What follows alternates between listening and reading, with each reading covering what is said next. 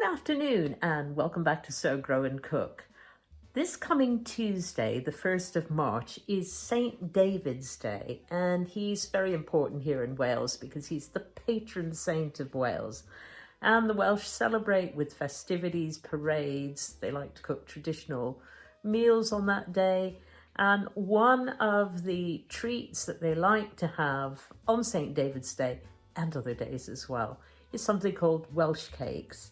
It's a lovely little tea time treat, and it's very simple to make, very tasty, and I'm going to show you how to make them, so come along and watch. Here's our ingredients. We've got 225 grams of self-raising flour, a little bit of salt, 50 grams of sugar, 100 grams of softened butter and a little bit extra for cooking. We've got 50 grams of currants, and we'll need a beaten egg. I'm using one of our duck eggs, and about 3 tablespoons of milk, and I'm using our goat milk. And you're going to be cooking the Welsh cakes in a large, you can use a frying pan or a cast iron pan if you've got it, ideally, and you'll need something to be able to turn them over with. And you'll need something to cut the Welsh cakes with. I'm going to use one of my scone cutters, fluted edge.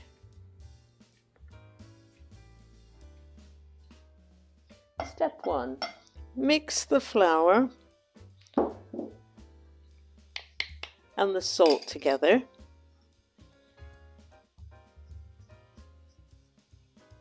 And rub in your butter. Now I'm going to cut this up into small pieces.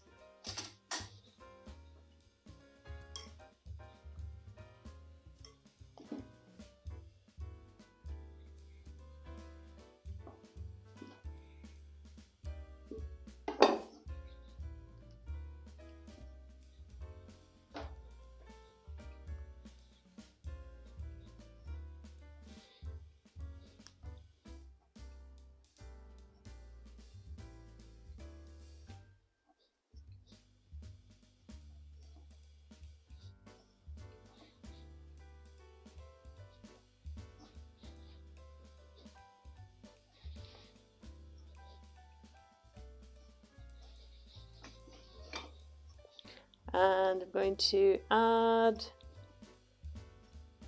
sugar and the currants and stir well.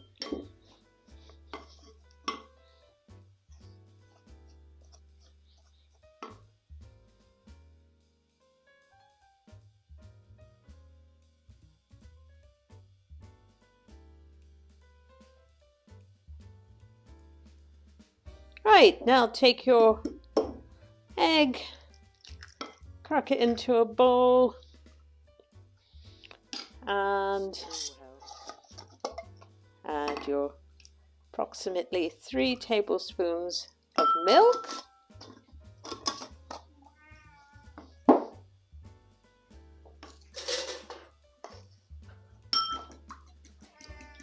And beat it.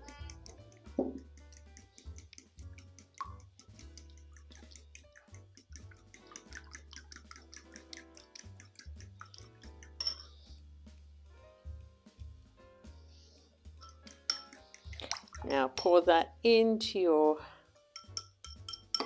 flour mixture and give it a good old stir.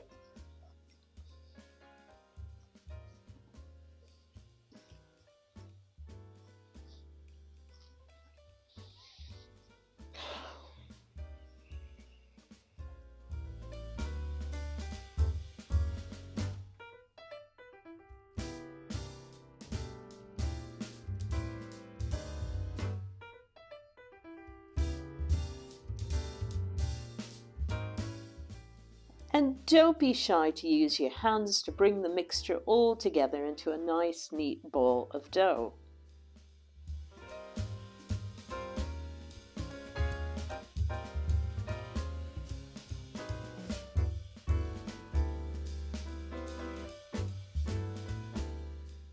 Now flour an area and get ready to roll out your dough. I'm pressing it down with my hands first, then I'm going to get a rolling pin.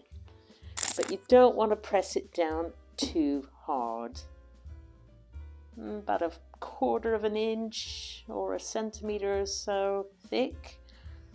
Make sure you've got plenty of flour on your board so it doesn't stick when you cut the shapes out.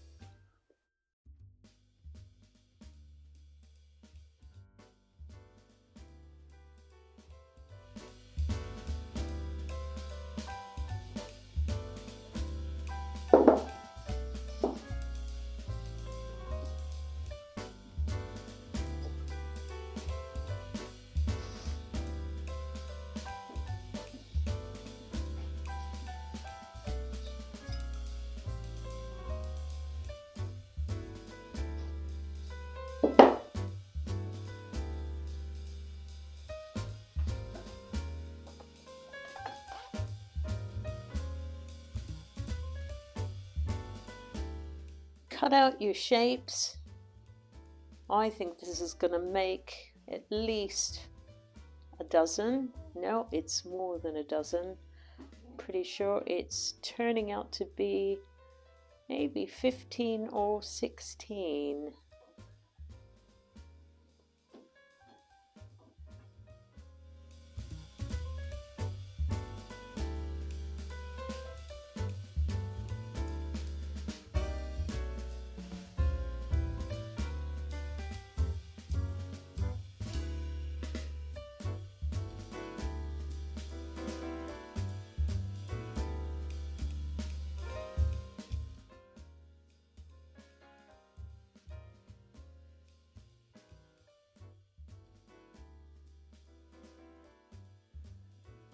I'm heating up my cast iron pan.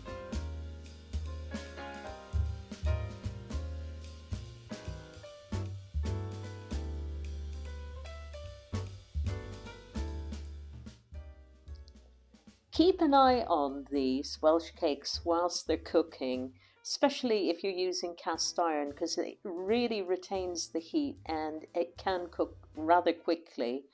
You want to flip them when they're golden brown. And it's okay if you keep the heat down low and flip them a couple of times just to ensure they're cooked through. But the house smells amazing. The aroma is so yummy.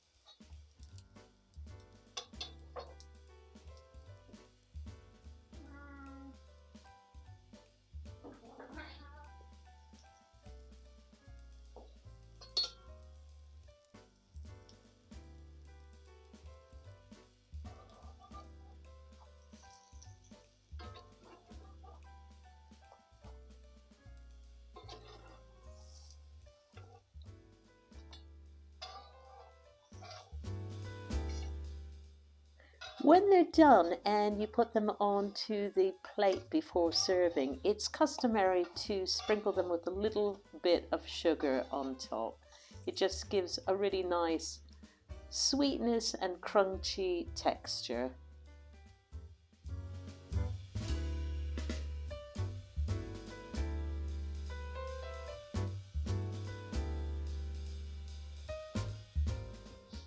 So here they are ready to eat. Bob is nowhere to be found, therefore more for me.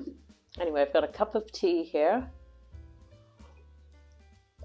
Let's try one of these. Absolutely beautiful. They smell gorgeous.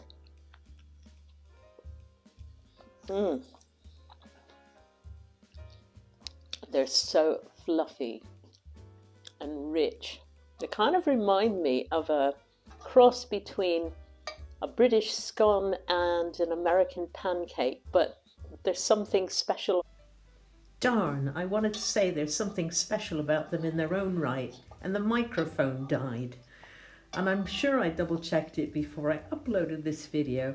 Anyway, thank you for watching So Grow and Cook, and in Welsh, diolch yn fawr am wylio. See you next time.